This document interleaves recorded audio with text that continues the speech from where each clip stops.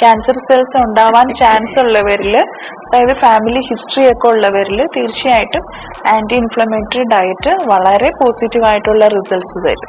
നമ്മൾ യൂഷ്വലി നമ്മുടെ വീട്ടില് എരിശ്ശേരിക്ക് ഉണ്ടാക്കുന്ന ആ മത്തന്റെ സീഡ്സ് അല്ല പംകിൻ സീഡ്സ് ആയിട്ട് നമുക്ക് മാർക്കറ്റിൽ കിട്ടുന്നത്.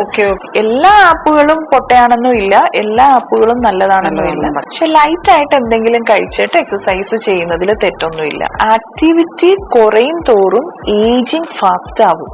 നിർബന്ധമായിട്ടും എല്ലാ സ്ത്രീകളും എക്സസൈസ് ചെയ്യണം. 60 വയസ്സ് വരെ WHO വേൾഡ് ഹെൽത്ത് ഓർഗനൈസേഷൻ പറയുന്നത് യൂത്ത് എന്നാണ്. ഇന്ത്യൻ ക്ലോസറ്റ് മാറി യൂറോപ്യൻ ക്ലോസറ്റിലേക്ക് മാറുമ്പോൾ നമ്മുടെ അസ്ഥിയുടെ ബലം കുറയുന്ന പരിപാടിയും നമ്മൾ ചെയ്യുന്നുണ്ട് എന്നുള്ളതാണ്. ഏത് ബുദ്ധിമുട്ടുള്ളവർക്കും ചെയ്യാൻ പറ്റുന്ന എക്സസൈസുകൾ ഉണ്ട്, പക്ഷെ അത് ഫൈൻഡ് ഔട്ട് ചെയ്യണം. ആന്റി ഇൻഫ്ലമേറ്ററി ഡയറ്റ് കേൾക്കുമ്പോ എന്തോ ശരീരത്തില് കുറെ വെള്ളം ഉണ്ടെന്നോ വെള്ളത്തിന്റെ കണ്ടന്റ് ഉണ്ടെന്നോ അല്ലെങ്കിൽ സോപ്പുകളുടെ നമ്മൾ നീരെന്ന് പറയുന്നതാണല്ലോ. അപ്പൊ അതിനെ ബേൺ ചെയ്ത് കളയുന്ന ഒരു സാധനം എന്നാണ് മനസ്സിലാക്കിയേക്കുന്നത്. ഇതെന്താ സാധനം? പുതിയൊരു സാധനം. ഇൻഫ്ലമേഷൻ ഉണ്ടാവാൻ ചാൻസ് ഉള്ള കാര്യങ്ങളെ തടഞ്ഞു നിർത്തുക എന്നുള്ളതാണ് ആന്റി ഇൻഫ്ലമേറ്ററി ഡയറ്റിൽ ചെയ്യുന്നത്. ശരീരത്തില് വെള്ളത്തിന്റെ കണ്ടന്റ്. അതെ, നമ്മൾ ഈ നീർക്കെട്ട് എന്ന് പറയുന്നത്, നീർവീക്കം അല്ലെങ്കിൽ നീർക്കെട്ട് എന്ന് പറയുന്ന അവസ്ഥ സൃഷ്ടിക്കുന്ന സാഹചര്യങ്ങള്, ആ സാഹചര്യങ്ങളെ ഒഴിവാക്കുക എന്നാണ് ആന്റി ഇൻഫ്ലമേറ്ററി ഡയറ്റിൽ പറയുന്നത്. പ്രധാനപ്പെട്ടതായിട്ട് നമ്മൾ കൂടുതലും ഒമേഗ 3 ഫോക്കസ് ചെയ്യുന്നു, അല്ലെങ്കിൽ നട്ട്സ് ഫോക്കസ് ചെയ്യുന്നു. അതൊക്കെ ആകുമ്പോഴത്തേക്കും ആന്റി ഇൻഫ്ലമേറ്ററി സാധനങ്ങളാണ് ഇതിൽ നിന്നൊക്കെ വരുന്നത്. അത് നമ്മുടെ കോഡ് ലിവർ ഓയിൽ എന്ന് പറയുന്ന ഫിഷ് ഓയില്, നട്ട്സ്, ഇതൊക്കെ കൂടുതലായിട്ട് നമ്മുടെ ഫുഡിൽ ഇൻക്ലൂഡ് ചെയ്താൽ ആന്റി ഇൻഫ്ലമേറ്ററി ആക്ടിവിറ്റി ബോഡിയിൽ നടക്കും. അത് വെയിറ്റ് ലോസിന് മാത്രമല്ല, ആന്റി ക്യാൻസറസ് കൂടെയാണ്. ആന്റി ഇൻഫ്ലമേറ്ററി ഡയറ്റ് ഫോളോ ചെയ്യുന്നത് ആന്റി ക്യാൻസറസ് കൂടെയാണ്. ക്യാൻസർ സെൽസ് ഉണ്ടാവാൻ ചാൻസ് ഉള്ളവരിൽ, അതായത് ഫാമിലി ഹിസ്റ്ററി ഒക്കെ ഉള്ളവരിൽ തീർച്ചയായിട്ടും ആന്റി ഇൻഫ്ലമേറ്ററി ഡയറ്റ് വളരെ പോസിറ്റീവ് ആയിട്ടുള്ള റിസൾട്ട്സ് തരും. ഞാനിപ്പോ ഒരു കാര്യം ചോദിച്ചത്, ഈ ആന്റി ഇൻഫ്ലമേറ്ററി ഡയറ്റ് ഞാൻ ഈ വിദ്യാബാലനുമായിട്ട് കണക്ട് ചെയ്താ കേട്ടിരിക്കുന്നത്. പക്ഷെ വിദ്യാബാലൻ ഒരു വെജിറ്റേറിയൻ ആണ്. അപ്പം അങ്ങനെയുള്ള ആൾക്കാർക്ക് ഇതെങ്ങനെയാണ്? വിദ്യാബാലൻ വെയിറ്റ് ഉള്ള സമയത്ത് ഫോളോ ചെയ്തിരുന്ന ഡയറ്റ് എന്താണെന്ന് നമുക്ക് അറിയുന്നില്ലല്ലോ. അപ്പം വെയിറ്റ് കുറഞ്ഞപ്പോൾ പുള്ളിക്കാരി റിവീൽ ചെയ്തു, ഞാൻ ആന്റി ഇൻഫ്ലമേറ്ററി ഡയറ്റ് ഫോളോ ചെയ്തത്. അപ്പം മുമ്പുള്ള ഡയറ്റ് പാറ്റേണിൽ നിന്ന് തീർച്ചയായിട്ടും മാറിയിട്ടുണ്ടാവും ആള്. ആന്റി ഇൻഫ്ലമേറ്ററി ഡയറ്റ് ഫോളോ ചെയ്യാൻ തുടങ്ങിയപ്പോൾ ഇങ്ങനെയുള്ള ഫുഡ് ഐറ്റംസ് ഒക്കെ അതിന്റെ കൺസംഷൻ കൂടിയിട്ടുണ്ടാവും. മുമ്പ് വെയിറ്റ് ഉള്ള സമയത്ത് വെയിറ്റ് കൂടാനായിട്ട് കഴിച്ചിരുന്ന എന്തെങ്കിലും, ഒരു പക്ഷെ ആള് മലയാളം, എനിക്കും അറിയില്ല ആള് മുമ്പ് കഴിച്ചുകൊണ്ടിരുന്ന ഡയറ്റ് എന്താണെന്ന് എനിക്കറിയില്ല. പക്ഷെ സൗത്ത് ഇന്ത്യൻ ആയതുകൊണ്ട് വെള്ളരിക്ക, കുമ്പളങ്ങ എന്നൊക്കെയുള്ള ചില റെഫറൻസ് ഒക്കെ ഇങ്ങനെ അതല്ല, വെയിറ്റ് ഉള്ള സമയത്ത് ഫുഡിന്റെ കാര്യമാണ് ഞാൻ പറഞ്ഞത്. അതെ അതെ, വെയിറ്റ് ഉള്ള സമയത്ത് അവരിതൊക്കെ കൂടുതൽ കഴിച്ചിരുന്നു. അതാണ് എന്നൊക്കെ ഉള്ള, ഞാൻ പറഞ്ഞ ഓഡിയോ ഞാൻ കേട്ടില്ല, ജസ്റ്റ് വിഷ്വൽസ് പാസ് ചെയ്തതേ കണ്ടുള്ളൂ. കൂടെ ടെക്സ്റ്റും താഴെ പോകുന്നത്. അതാ വെച്ചോണ്ടാ ഞാൻ ചോദിച്ചത്. കുമ്പളങ്ങ കഴിച്ചിരുന്നു. അമ്മാതിലുള്ള നമുക്ക് കാണുമ്പം വെള്ളം കൂടുതലുണ്ടെന്ന് നമുക്ക് ഫീൽ ചെയ്യുന്ന അങ്ങനത്തെ 1-2 അതുമായിട്ട് ബന്ധമില്ല. അതുമായിട്ട് ബന്ധമില്ല. നമ്മള് കൂടുതൽ വാട്ടറി ആയിട്ടുള്ള ഫ്രൂട്ട്സ് ആൻഡ് വെജിറ്റബിൾസും നമ്മുടെ ബോഡിയിലുള്ള ഇൻഫ്ലമേഷനുമായിട്ട് ബന്ധമില്ല എന്നുള്ളതാണ്. പക്ഷെ ആന്റി ഇൻഫ്ലമേറ്ററി ഡയറ്റില് ഒമേഗ 3 വലിയ സ്ഥാനമുണ്ട്. നമ്മള് കേട്ടിട്ടുള്ളത് ഫിഷും, ഫിഷിലാണ് ഏറ്റവും നല്ല ഒമേഗ 3 നോൺ വെജിലുള്ളത്. വെജില് നമുക്ക് ഏറ്റവും നല്ല ഒമേഗ 3 അല്ലാന്നുണ്ടെങ്കിൽ ഈ നേരത്തെ ഞാൻ അൺസാച്ചുറേറ്റഡ് ഫാറ്റ് എന്ന് പറഞ്ഞില്ലേ, ആ അൺസാച്ചുറേറ്റഡ് ഫാറ്റിന്റെ നല്ല സോഴ്സ് വരുന്നത് നട്ട്സിൽ നിന്നാണ്. ഏത് നട്ടായാലും കുമ്പളങ്ങ, പിന്നെ കുമ്പളങ്ങയുടെ സീഡ്സ് ഒക്കെ എടുക്കുന്ന കാര്യം, സൺഫ്ലവറിന്റെ സീഡ് ഉപയോഗിക്കുന്ന കാര്യം, പിന്നെ നമ്മുടെ പീനട്സ് ഒക്കെ ഉണ്ട്. അതൊക്കെ നമുക്ക് അറിയാവുന്ന എല്ലാം ഒമേഗ 3 ഒമേഗ 6 ഒക്കെ നല്ല സോഴ്സുകളാണ്, സീഡ്സും നട്ട്സും. അത് കുമ്പളങ്ങ നല്ല വാട്ടറി ആയിട്ടുള്ളതും അതിന്റെ ഉള്ളിലുള്ള സീഡ് ഒമേഗ 3 ഉള്ളത്, അങ്ങനെ കമ്പയർ ചെയ്യരുത്. രണ്ടും ഡിഫറെന്റ് ആണ്. കുമ്പളങ്ങ അല്ല, ആക്ച്വലി തണ്ണിമത്തൻ സീഡ്സ് ആണല്ലോ, പംകിൻ സീഡ്സ് ആണ്. കുമ്പളങ്ങയുടെ സീഡ് അല്ല. തണ്ണിമത്തൻ സീഡാണോ വെറും മത്തനാണോ? തണ്ണിമത്തൻ, വാട്ടർമെലൺ, പംകിൻ എന്ന് പറയുന്ന മത്തൻ. ഈ മത്തൻ തന്നെ പല വെറൈറ്റി ഉണ്ട് കേട്ടോ. നമ്മൾ യൂഷ്വലി നമ്മുടെ വീട്ടില് എരിശ്ശേരിക്ക് ഉണ്ടാക്കുന്ന ആ മത്തന്റെ സീഡ്സ് അല്ല പംകിൻ സീഡ്സ് ആയിട്ട് നമുക്ക് മാർക്കറ്റിൽ കിട്ടുന്നത്. വേറെ മത്തന്റെയാണ്. പല ടൈപ്പ്, പല സ്പീഷീസ് ഉണ്ട്. മെലൺ വെറൈറ്റി എന്ന് തന്നെ പറയുന്ന പല സ്പീഷീസ് ഉണ്ട്. അപ്പൊ അതിൽ നിന്നുള്ള പംകിൻ സീഡ്സ് നമുക്ക് എടുക്കുന്നത് ഒരു ടൈപ്പ് മെലനിൽ നിന്നാണ്. നമ്മൾ എരിശ്ശേരിക്ക് ഉപയോഗിക്കുന്നത് വേറൊരു മത്തനാണ്.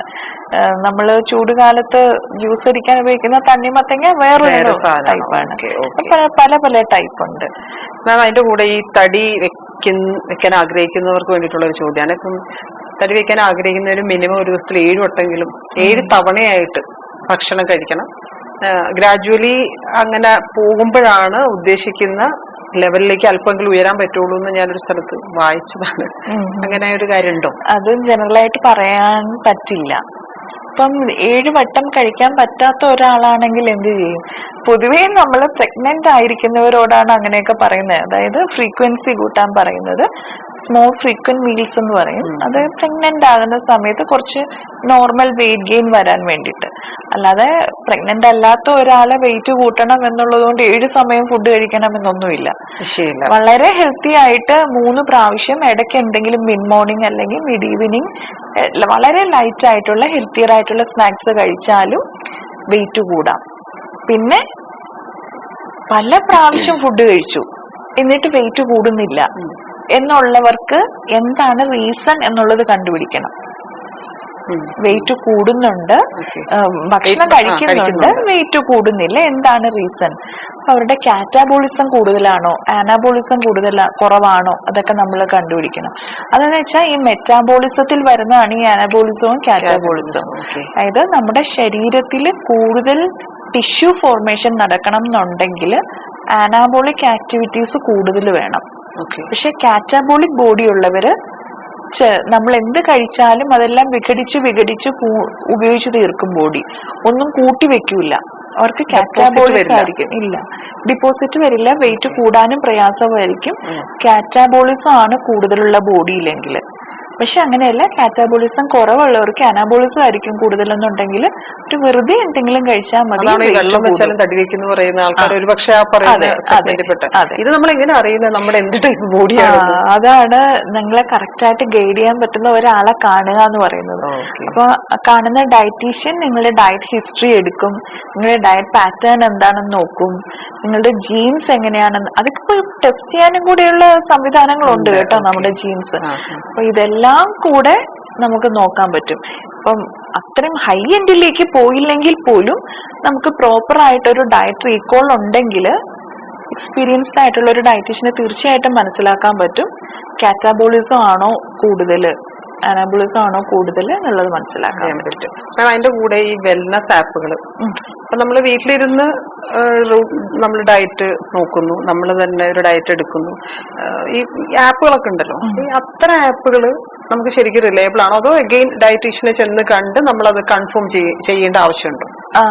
ആപ്പുകൾ പൊതുവെ എനിക്ക് തോന്നുന്നു നല്ല ആപ്പുകളുണ്ട് കേട്ടോ. നമ്മള് എത്ര കാലറി ബേൺ ചെയ്യുന്നു, അതിന് എത്ര ഫുഡാണ് നമ്മൾ എടുക്കേണ്ടത്, നമ്മൾ എടുക്കുന്ന ഫുഡിന്റെ കാലറി ഒക്കെ നമുക്ക് ആപ്പുകൾ കുറെ നല്ല ആപ്പുകളുണ്ട്. പക്ഷെ കുറെ നല്ലതല്ലാത്ത ആപ്പുകളും ഉണ്ട്.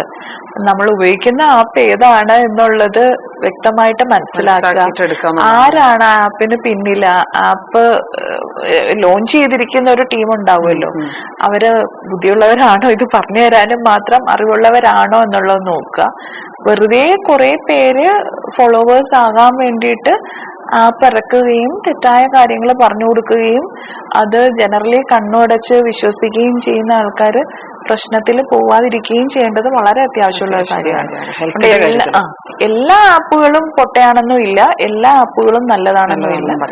നോക്കി ഉപയോഗിക്കുക എന്നുള്ളതാണ്. ഈ ഡയറ്റിന്റെ കൂടെ വ്യായാമം മസ്റ്റാണ് എന്ന് പറഞ്ഞു. വ്യായാമം തുടങ്ങുമ്പോൾ നമുക്കൊക്കെ ഉള്ള ഒരു സംശയം, അതിന് മുമ്പ് ഫുഡ് കഴിക്കണോ, അതിന് ശേഷം കഴിക്കണോ, ഏതാ വേണ്ടി, അതാണോ വേണ്ടി, ഇതാണോ വേണ്ടി, അതല്ല ആദ്യം കുറച്ച് കഴിച്ച് പിന്നെ കുറച്ച്, അങ്ങനെ ഭയങ്കര കൺഫ്യൂഷൻ ഉണ്ട്. എന്താണ് നമ്മൾ എക്സസൈസ് ചെയ്യുമ്പം ഒരു വലിയ മീല് ഒരു വലിയ മീലിന് ഉടനെ എക്സസൈസ് ചെയ്യാതിരിക്കുക, പക്ഷെ ലൈറ്റ് ആയിട്ട് എന്തെങ്കിലും കഴിച്ചിട്ട് എക്സസൈസ് ചെയ്യുന്നതിൽ തെറ്റൊന്നുമില്ല. എന്ന് വെച്ചാൽ ഇപ്പം ഞാനൊരു എക്സാമ്പിൾ ആയിട്ട് വെക്കും. ഇപ്പം നമ്മൾ രാവിലെ ഒരു ഗ്ലാസ് പാല് കുടിക്കുന്നു, പാല് മാത്രം, നല്ല മിൽക്കെന്ന് നമ്മൾ കരുതണം. ഒരു ഗ്ലാസ് പാല് കുടിച്ചിട്ട് എക്സസൈസ് ചെയ്യുന്നോണ്ട് കുഴപ്പമില്ലെന്നാണോ? കുഴപ്പമില്ല. കൂടുതൽ കഴിക്കണമെന്നൊന്നുമില്ല. ഇല്ല. മതിയാവും. അതിന്റെ കൂടെ സോളിഡ് ആയിട്ട് എന്തെങ്കിലും കഴിക്കണമെന്നില്ല. ഇതുപോലെ ഒരു ഗ്ലാസ് പാല് കുടിച്ചിട്ട് എക്സസൈസ് ചെയ്യാം, അല്ലെങ്കിൽ ഒരു ഏത്തപ്പഴം കഴിച്ചിട്ട്, അല്ലെങ്കിൽ ഒരു റോബസ്റ്റ കഴിച്ചിട്ട് എക്സസൈസ് സമയം കഴിഞ്ഞിട്ട് എക്സസൈസ് ഇല്ല. അങ്ങനെ ഒന്നുമില്ല. ഒരു 20 മിനിറ്റ്സ്. പിന്നെ നമ്മൾ വാർമപ്പ് ഒക്കെ ചെയ്തു വരുമ്പോ എന്തായാലും സമയം എടുക്കും. അതെ, ഒരു സമയം കിട്ടും. പക്ഷേ ഇപ്പൊ രാവിലെ നല്ലൊരു സ്മൂത്തി ഉണ്ടാക്കി വെച്ച് അത് കുടിച്ചിട്ട് ഉടനെ എക്സസൈസ് ചെയ്യാമെന്ന് വിചാരിക്കരുത്. സ്മൂത്തി ഭയങ്കര തിക്കാണ്, അതിനകത്ത് ഒരുപാട് ഇൻഗ്രീഡിയൻസ് നമ്മൾ ആഡ് ചെയ്യുന്നുണ്ടെങ്കിൽ സ്മൂത്തി കഴിച്ച ഉടനെ ഒരു സ്റ്റൊമക്കിൽ നിന്ന് പോവാൻ തന്നെ ഒരു 45 to 1 hour എടുക്കും. ഓക്കെ. അപ്പൊ എന്തായാലും ഹെവി ആയിട്ടുള്ള മീൽസ് ആണെങ്കിൽ 1 hour ഗ്യാപ്പ് ഇട്ട് മാത്രം എക്സസൈസ് ചെയ്യുക. ലൈറ്റ് കഴിച്ചിട്ടാണെങ്കിൽ 1 hourന് ശേഷം. അതെ, വളരെ ലൈറ്റ് മീൽ ആണെങ്കിൽ 10 to 15 മിനിറ്റ്സ് ഗ്യാപ്പിൽ നമുക്ക് എക്സസൈസ് ചെയ്യാവുന്നേ ഉള്ളൂ. എക്സസൈസിന് ശേഷം ഭക്ഷണം കഴിക്കേണ്ടത് അതും ഇതുപോലെ തന്നെ എക്സസൈസ് എപ്പോഴും, അത് വേറൊരു എക്സസൈസിനെ പറ്റി പറയേണ്ട ആള് വേറെയാണ്, എങ്കിൽ പോലും എന്റെ അറിവിൽ നിന്ന് പറയുന്നതാണ്.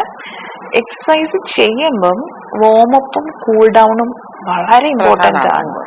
വാർമപ്പ് ഇല്ലാണ്ട് ഡയറക്റ്റ് എക്സസൈസിലേക്ക് കടക്കരുത്, കൂൾ ഡൗൺ ഇല്ലാണ്ട് നമ്മൾ വേറെ ആക്ടിവിറ്റീസിലേക്ക് പോകാനും പാടില്ല.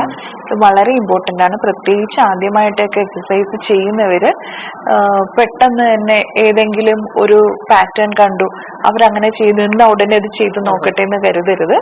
അതെല്ലാം മസിൽ സോർനെസ് കൂട്ടും. നിങ്ങളുടെ പോസ്ചർ എന്തെങ്കിലും കറക്റ്റ് അല്ലാത്ത പോസ്ചർ ആണെങ്കിൽ അങ്ങനെ ഇഞ്ചുറി വരാനൊക്കെ ഉള്ള സാധ്യതയുണ്ട്. എപ്പോഴും സ്ട്രെച്ച് ചെയ്യുക, വാർമപ്പ് ചെയ്യുക, എന്നിട്ട് എക്സസൈസ് ചെയ്യുക, എന്നിട്ട് കൂൾ ഡൗൺ ചെയ്യുക. അപ്പൊ നമ്മൾ കഴിക്കുന്ന ഭക്ഷണം അതനുസരിച്ച്, ഇപ്പൊ ലൈറ്റ് മീൽ ആണെന്നുണ്ടെങ്കിൽ ഒരു 15 മിനിറ്റ്സ് സ്ട്രെച്ചസിന്റെ സമയം കൊണ്ട് അത് വളരെ ലൈറ്റ് ആയിട്ടുള്ള മീലാണെങ്കിൽ നമുക്ക് ഒരു തരത്തിലുള്ള ഉപദ്രവം ഉണ്ടാക്കത്തില്ല. പക്ഷെ ഒരു ഹെവി മീൽ എടുത്തു, രാവിലത്തെ ബ്രേക്ക്ഫാസ്റ്റ് കഴിഞ്ഞു ഉടനെ അപ്പോഴാണ് സമയം കിട്ടിയത്, ബ്രേക്ക്ഫാസ്റ്റ് കഴിഞ്ഞിട്ട് സമയം കിട്ടിയെന്നാ വർക്കൗട്ട് ചെയ്യാം എന്ന് വിചാരിക്കരുത്. ഹെവി മീൽ എടുത്താൽ ഒരു 1 hour എങ്കിലും ഗ്യാപ്പ് ഇട്ടിട്ട് വർക്ക്ഔട്ട് ചെയ്യാം. അങ്ങനെ നോക്കുക. ഈ വർക്കൗട്ടിന് ശേഷം കഴിക്കണം എന്നുണ്ടോ? ഉണ്ട്, വർക്കൗട്ടിന് ശേഷം കഴിക്കണം. അതും പ്രോട്ടീനുള്ള എന്തെങ്കിലും കഴിച്ചാലാണ് നമുക്ക് വർക്കൗട്ടിന്റെ റിസൾട്ട് കിട്ടുന്നത്.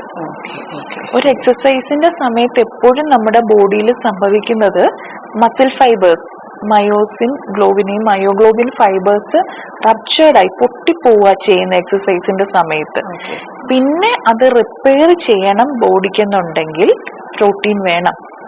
അവിടെയാണ് ഈ പ്രോട്ടീൻ എന്ന് പറയുന്ന സാധനത്തിന്റെ, അതുകൊണ്ടാണ് ജിമ്മിൽ പോകുന്നൊരു പ്രോട്ടീൻ കഴിക്കണം എന്നുള്ളതൊക്കെ ഉള്ള ഒരു പ്രോട്ടീനെ ബന്ധപ്പെട്ട്. അതെ, അത് വേറെ സെഷനായിട്ട് തന്നെ എടുക്കേണ്ടി വരുന്ന ഒരു സാധനം തോന്നുന്നു.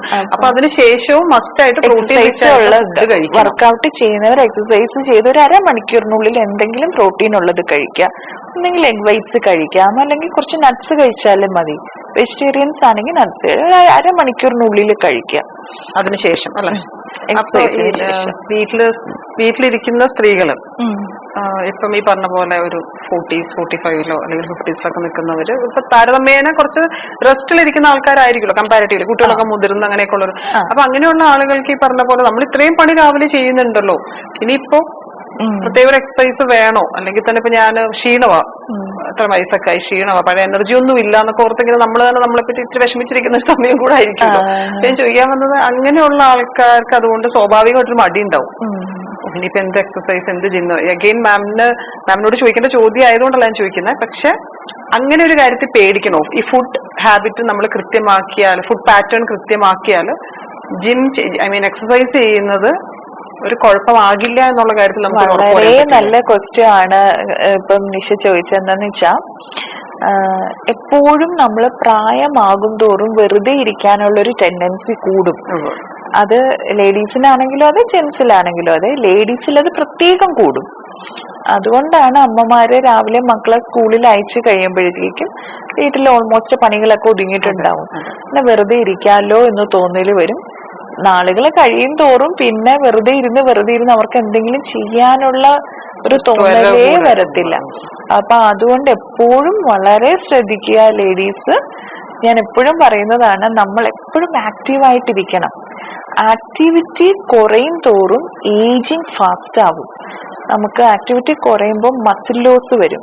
മസിൽ ലോസ് വന്നു കഴിഞ്ഞാൽ ഏജിങ് ഫാസ്റ്റ് ആകും, നമ്മുടെ സ്കിന്നിന് പ്രശ്നം വരും. അതാണ് വിസിബിൾ ആയിട്ടുള്ള ആദ്യത്തെ എവിഡൻസ് നമുക്ക് പ്രായം കൂടുന്നു എന്നുള്ളത്. ഒരുപാട് റിങ്കിൾസ് വരുന്നു, അവിടെ വലിയുന്നു. അതെ, അതൊക്കെ വിസിബിൾ ആയിട്ടുള്ളതാണ്, ഏജിങ് കൂടുന്നു എന്നുള്ളതിന് തെളിവാണ്. പക്ഷെ ആക്റ്റീവായിട്ടിരുന്ന് നോക്കിക്കേ, നിങ്ങൾക്ക് നിങ്ങളുടെ കൈ ലൂസ് ആവൂല, കൈ മസിൽസ് ലൂസ് ആവൂല. ആക്റ്റീവായിട്ടിരിക്കുക എന്ന് പറഞ്ഞാൽ വീട്ടിൽ തൂത്തും തുടച്ചിരിക്കുക എന്നുള്ളതല്ല അർത്ഥം. എക്സർസൈസ് ചെയ്യണം, നിർബന്ധമായിട്ടും എല്ലാ സ്ത്രീകളും എക്സർസൈസ് ചെയ്യണം. അപ്പൊ ഞാൻ എന്നോട് ചോദിക്കട്ടെ, ഇപ്പം ഈ 40 അല്ലെങ്കിൽ 45 അഗെയിൻ നമ്മൾ മെനപ്പോസ് എന്ന് പറയുന്ന ഒരു സമയത്തേക്ക് വരിക. അപ്പം നമുക്ക് പിന്നെ ഒരു ടെൻഷൻ ഉണ്ടല്ലോ, ഇനിയിപ്പോ അസ്ഥിക്ക് ബലം ഉണ്ടാവണം എന്നില്ല. ഓസ്റ്റിയോപൊറോസിസിനെ പറ്റിയൊക്കെ നമ്മൾ കേൾക്കുന്നുണ്ട്. നമ്മുടെ സ്ത്രീകളോട് ഇടയ്ക്ക് എപ്പോ ഗൈനക്കോളജിസ്റ്റിന്റെ അടുത്ത് പോയാലും അവര് നമ്മളെ ഓർമ്മിപ്പിച്ചു വിടും ഈ കാര്യങ്ങളൊക്കെ. അപ്പൊ നമ്മൾ കുട്ടികളെ വളർത്തുന്ന സമയങ്ങളിൽ നമ്മളിപ്പോ നമ്മുടെ കാൽഷ്യം ഇൻടേക്ക് ഒന്നും കറക്റ്റ് ആയിരിക്കണം എന്നില്ല, ശ്രദ്ധിച്ചിട്ട് പോലും ഉണ്ടാവണമെന്നില്ല. അപ്പൊ അങ്ങനെയുള്ളപ്പോ നമുക്ക് അഗെയിൻ ടെൻഷൻ വരാം, അത് പ്രശ്നമാവില്ലേ, അപ്പം ആവശ്യത്തിന് കാൽസ്യം. അപ്പൊ അങ്ങനെ ഉള്ള ഒരു റീസണും അതിന്റെ പിന്നിലുണ്ട്. അതെങ്ങനെ നമുക്ക് അഡ്രസ് ചെയ്യാൻ പറ്റും? എന്താണെന്നറിയാമോ, നമ്മൾ അതിൽ മനസ്സിലാക്കേണ്ട ഒരു കാര്യം, നമ്മുടെ ബോഡിയുടെ ബോൺ ഡെൻസിറ്റി ഏറ്റവും കുറയുന്നത് നമ്മൾ അനങ്ങാതിരിക്കുമ്പോഴാണ്. ബോൺ ഏറ്റവും വീക്ക് ആവുന്നത് നമ്മൾ അനങ്ങാതിരിക്കുമ്പോഴാണ്. അതുകൊണ്ട് നമ്മൾ ഹോസ്പിറ്റൽസിൽ വർക്ക് ചെയ്യുമ്പോൾ നമ്മൾ പേഷ്യൻസിനെ കാണുമ്പോൾ കിടക്കുന്ന രോഗികളില്ലേ, ബെഡ് റിഡൻ പേഷ്യൻസ്, അവരുടെ ബോണാണ് ഏറ്റവും കൂടുതൽ വീക്ക് ആവുന്നത്. ഒന്ന് മറിക്കുമ്പോൾ പോലും ഫ്രാക്ചർ വരും. ഇത് കിടക്കുന്നവർക്ക് മാത്രമല്ല, വെറുതെ വീട്ടിലിരിക്കുന്ന അമ്മമാർക്കും ഈ പ്രശ്നമുണ്ട്. നമ്മള് വയ്യ, ക്ഷീണം എന്ന് പറഞ്ഞ് നമ്മൾ അനങ്ങാതിരിക്കും തോറും നമ്മുടെ ബോൺ ഡെൻസിറ്റി കുറഞ്ഞുകൊണ്ടിരിക്കും. പ്ലസ് മെനോപോസിലേക്ക് പോകുന്നവരാണ്, അല്ലെങ്കിൽ മെനോപോസ് കഴിഞ്ഞവരാണെങ്കിൽ, പ്രീ മെനോപോസ് അല്ലെങ്കിൽ മെനോപോസിലുള്ളവരാണെങ്കിൽ ഇതിന്റെ ഈ ബോൺ ഡെൻസിറ്റി കുറയുന്നു എന്നുള്ളതിന്റെ ഇമ്പാക്ട് കൂടും, ഈസ്ട്രജൻ ഇല്ലാത്തതുകൊണ്ട്. ഈസ്ട്രജന്റെ ഒരു വിഷയമുണ്ട്. ഈസ്ട്രജൻ പ്രൊഡക്ഷൻ നിൽക്കുന്നത് കൊണ്ടാണ് ബോൺ ഡെൻസിറ്റി മെനോപോസ് ആയവരിൽ കുറയുന്നത്. അതുകൊണ്ട് വളരെ നിർബന്ധമായിട്ടും മെനോപോസ് ആയവര്, ആർത്തവം നിന്നവര് വർക്കൗട്ട് ചെയ്യണം, എക്സസൈസ് ചെയ്യണം. എന്നും പറഞ്ഞ് ഹെവി വർക്കൗട്ട് ചെയ്യണം, ഭയങ്കര വെയിറ്റ്സ് എടുക്കണം, അങ്ങനെയൊന്നുമല്ല. ഒരു എക്സസൈസും ചെയ്യാത്തവര് ലൈറ്റ് ആയിട്ടുള്ള സ്ട്രെച്ചിങ് തുടങ്ങിയാൽ മതി. വളരെ ഈസി ആയിട്ടുള്ള സ്ട്രെച്ചിങ്, നമ്മുടെ ജോയിന്റ്സ് മൂവ് ചെയ്യുന്നത്. വെറുതെ പണ്ട് കാലത്ത് നമ്മൾ സ്കൂളിൽ ചെയ്യുന്ന ഹാൻഡ്സ് അപ്പ് ഹാൻഡ്സ് ഡൗൺ ഇല്ലേ, അതുപോലും ഒരു സ്ട്രെച്ചിങ്ങിന്റെ ഭാഗമാണ്. നമ്മുടെ നട്ടെല്ല്, നമ്മുടെ 2 കൈകളും ഒരേപോലെ മുകളിലേക്ക് ഉയർത്തി പിടിക്കാൻ ഒരു 5-10 സെക്കൻഡ് മുകളിലേക്ക് ഉയർത്തി പിടിക്കാൻ പറ്റിയാൽ അത് നമ്മുടെ സ്പൈനിനെ എല്ലാം നീളം വെപ്പിക്കുന്ന ഒരു സംഭവമാണ്. അപ്പം പ്രായം കൂടുന്തോറും ഇങ്ങനെയുള്ള സ്ട്രെച്ചസ് ചെയ്യുന്നത് നമുക്ക് നേരിൽ കാണാത്ത നമ്മുടെ ശരീരത്തിന്റെ ഉള്ളിലുള്ള അവയവങ്ങളെ ശക്തിപ്പെടുത്തുകയും ബലപ്പെടുത്തുകയും ചെയ്യുന്നതാണ്. അതുകൊണ്ട് സഹായിക്കും. അതെ, അതുകൊണ്ട് വർക്ക്ഔട്ട് ചെയ്യുന്നതിനർത്ഥം ഫ്ലെക്സിബിലിറ്റി വേണം, പ്ലസ് സ്ട്രെങ്തൻ ചെയ്യുക എന്നുള്ളതാണ്. മെനോപോസിലായ എല്ലാവരും സ്ട്രെങ്തനിങ് എക്സസൈസ് നിർബന്ധമായും ചെയ്തിരിക്കണം. പിന്നെ ഞാൻ പറഞ്ഞില്ലേ, വെയിറ്റ് എടുക്കാന്ന് പറഞ്ഞത്, ഒരുപാട് വലിയ kg വെയിറ്റ് എടുക്കണം എന്നൊന്നും ഇല്ല.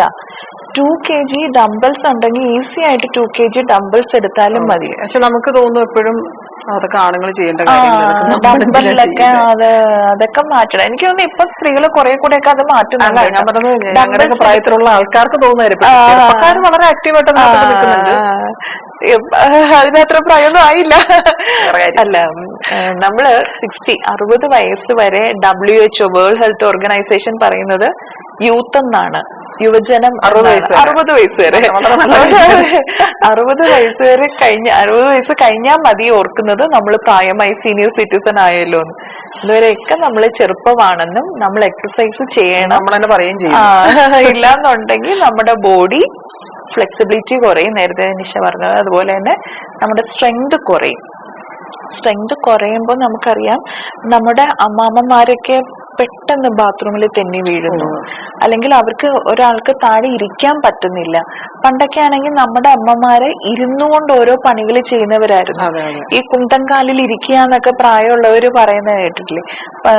പുറത്തൊക്കെ ഇറങ്ങിയിട്ട് അല്ലെങ്കിൽ ചക്ക വെട്ടുക, ചേന മുറിക്കുക, എല്ലാം അവര് അതെ നമ്മുടെ ഈ കാലിൽ ഇരുന്നോണ്ടാണ് ചെയ്യുന്നത്. ഇന്ന് നമുക്ക് യൂറോപ്യൻ ക്ലോസറ്റ് വന്നിട്ടുള്ള ബാത്റൂമുകളിലൊന്നും ഇരിക്കേണ്ടി വരുന്നില്ല. മൂത്രമൊഴിക്കാനോ മലശോധനയ്ക്കോ ഇരിക്കേണ്ടി വരുന്നില്ല. അപ്പം ഇന്ത്യൻ ക്ലോസറ്റ് മാറി യൂറോപ്യൻ ക്ലോസറ്റിലേക്ക് മാറുമ്പോൾ നമ്മുടെ അസ്ഥിയുടെ ബലം കുറയുന്ന പരിപാടിയും നമ്മൾ ചെയ്യുന്നുണ്ട് എന്നുള്ളതാണ്. അപ്പൊ നമ്മൾ തീർച്ചയായിട്ടും ഇരിക്കുന്നവരാണ്. പഴയ അമ്മമാർ ഇപ്പൊ നമ്മൾ ഈ സ്ത്രീകളുടെ ഇത്തരം വിഷയങ്ങളെ പറ്റി പറയുമ്പം നമ്മുടെ അമ്മമാർക്കൊന്നും ഇത് ഉണ്ടായിട്ടില്ലല്ലോ. 80s സ്ത്രീകൾക്ക് വിഷയമില്ലല്ലോ എന്ന് പറയുമ്പോൾ ഇതൊക്കെ ഈ മാറ്റങ്ങളൊക്കെ അതിന് കാര്യങ്ങളാണ്. ഇരിക്കുന്നവരായിരുന്നു, അവരെന്നും മോര് കാച്ചി കുടിക്കുന്നവരായിരുന്നു, പച്ചമോര് ആക്ടിവിറ്റി ഉണ്ടായിരുന്നു അവർക്ക്. അവരനങ്ങി നടക്കും തോറും അവരുടെ അസ്ഥി അത്ര ശോഷിക്കത്തില്ല. നമുക്ക് പക്ഷെ ഇപ്പൊ അനങ്ങുന്ന ജോലികൾ കുറവാണ്. ഈവൻ ഫുഡ് പോലും ഓർഡർ ചെയ്ത് വരുത്തിക്കാവുന്ന ഒരു സാഹചര്യത്തിൽ. അതെ, നമുക്കിപ്പോ മുറ്റത്തേക്ക് ഇറങ്ങി ഒന്നും വെട്ടണ്ട, എന്താ വേലിക്കലൊന്നും വെട്ടാനൊന്നും ഇല്ല, അല്ലെങ്കിൽ ചെടിയൊന്നും പറിക്കണ്ട, അങ്ങനെയൊക്കെയുള്ള അന്തരീക്ഷമാണ് നമുക്കുള്ളത്. അപ്പൊ നമ്മൾ ആരും നമ്മുടെ കൈ ഉയർത്തുന്നില്ല, ഇറങ്ങി ചാടുന്നില്ല, അല്ലെങ്കിൽ ഇരുന്നുകൊണ്ട് മണ്ണ് കിളക്കുന്നില്ല, അങ്ങനെയൊന്നും വരുന്നില്ല. അപ്പൊ അങ്ങനെയുള്ള നമ്മുടെ ചുറ്റുപാടുകളും കൂടെ ചേർന്നിട്ട് നമ്മൾ ഈ ഒരു അവസ്ഥയിൽ എത്തിയെന്ന് പറയുന്നത്. നമ്മുടെ ജീവിത സാഹചര്യങ്ങള്, നമ്മൾ ജീവിക്കുന്ന ചുറ്റുപാടുകൾ, ഇതൊക്കെ നമ്മുടെ ഹെൽത്തിനെ സ്വാധീനിക്കുന്ന ഒന്നാണ്. അതുകൊണ്ട് മെനോപോസിലുള്ള സ്ത്രീകളെ നിർബന്ധമായും എക്സസൈസ് ചെയ്യണം. സ്ട്രെച്ചസ് എങ്കിലും ചെയ്തു തുടങ്ങുക. സ്ട്രെച്ചസ് ചെയ്തു തുടങ്ങുക. മെല്ലെ മെല്ലെ നമുക്ക് അതിനോട് ഇഷ്ടം തോന്നി തുടങ്ങിയാല് മറ്റ് എക്സസൈസ് ചെയ്യാൻ പറ്റുന്ന പോലെ ചെയ്യുക. പക്ഷെ അപ്പൊ എപ്പോഴും ഓർക്കേണ്ടത്, എന്തെങ്കിലും ബുദ്ധിമുട്ടുള്ളവർ, അതായത് കഴുത്ത് വേദനയുള്ളവര്, ഇപ്പൊ സ്ഥിരമായിട്ട് ലാപ്ടോപ്പ് ഉപയോഗിക്കുക, അല്ലാന്നുണ്ടെങ്കിൽ എപ്പോഴും മൊബൈൽ കണ്ടിരിക്കുന്നവർക്ക് എന്തെങ്കിലും പ്രശ്നം കഴുത്തിനുണ്ടെങ്കിൽ സ്ട്രെച്ചസ് ചെയ്യുമ്പോൾ പോലും ശ്രദ്ധിക്കണം. അതും ഇമ്പോർട്ടന്റ് ആണ്. നടുവേദനയുള്ളവര് സ്ട്രെച്ച് ചെയ്തേക്കാം എന്ന് പറഞ്ഞിട്ട് ഈ സൈഡ് ബെൻസ് ഒക്കെ ചെയ്യുന്ന ആൾക്കാര്, നടുവേദനയൊക്കെ ഉണ്ടെന്നുണ്ടെങ്കിൽ അതൊക്കെ വളരെ നോക്കിയും കണ്ടും ഒക്കെ ചെയ്യുക. സ്ക്വാഡ്സ് എന്ന് പറയുന്നത്, നേരത്തെ നമ്മൾ പറഞ്ഞില്ലേ, കുന്തംകാലിൽ ഇരിക്കുക എന്ന് പറയുന്ന സ്ക്വാഡ്സ്, ഫുൾ സ്ക്വാഡ്സ് ചെയ്യുന്നവർ ഓർക്കുക, മുട്ടിന് എന്തെങ്കിലും ബുദ്ധിമുട്ടുണ്ടെങ്കിൽ സ്ക്വാഡ്സ് ചെയ്യുമ്പോൾ ശ്രദ്ധിക്കുക.